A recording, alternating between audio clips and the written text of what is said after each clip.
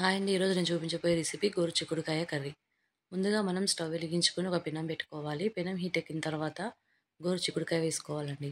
మనం కట్ చేసుకున్న గోరుచిక్కుడుకాయ మొత్తం వేసుకోవాలి. ఈ విధంగా వేసుకున్న తర్వాత ఒకసారి ఇలా కలుపుకోవాలండి. ఈ విధంగా మొత్తం కలుపుకోవాలి. ఈ విధంగా కలుపుకున్న తర్వాత 2 టేబుల్ స్పూన్ ఆయిల్ వేసుకోవాలండి.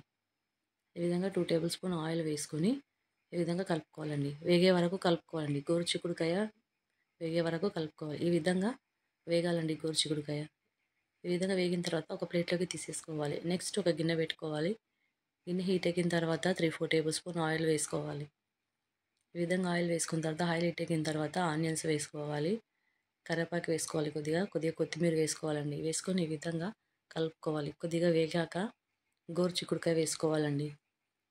ఈ విధంగా మొత్తం గోరుచిక్కుడుకాయ వేసుకోవాలి. వేసుకొని ఒకసారి ఇలా కలుపుకోవాలండి. ఈ విధంగా మొత్తం ఇలా కలుపుకోవాలి. ఈ విధంగా కలుపుకున్న తర్వాత మనం కట్ చేసిన టమాటాలు వేసుకోవాలండి. వేసుకొని ఒకసారి ఈ విధంగా కలపాలి. కలిపిన తర్వాత మూత పెట్టి ఒక 5 మినిట్స్ వేగనివ్వాలండి. వేగిన తర్వాత కొద్దిగా అల్లం వేసుకోవాలండి. అల్లం వేసుకొని ఒకసారి ఇలా కలుపుకొని 2 మినిట్స్ వేగనివ్వాలండి. వేగిన తర్వాత 1/2 టేబుల్ స్పూన్ పసుపు వేసుకోవాలి. 2 టేబుల్ స్పూన్ కారం వేసుకుంటున్నాను ఇక్కడ. సరిపోకపోతే మరి కొద్దిగా కారం యాడ్ చేసుకోవచ్చు. 1 టేబుల్ స్పూన్ సాల్ట్ వేసుకుంటున్నాను. సరిపోతే మరి కొద్దిగా సాల్ట్ యాడ్ చేసుకోవచ్చండి.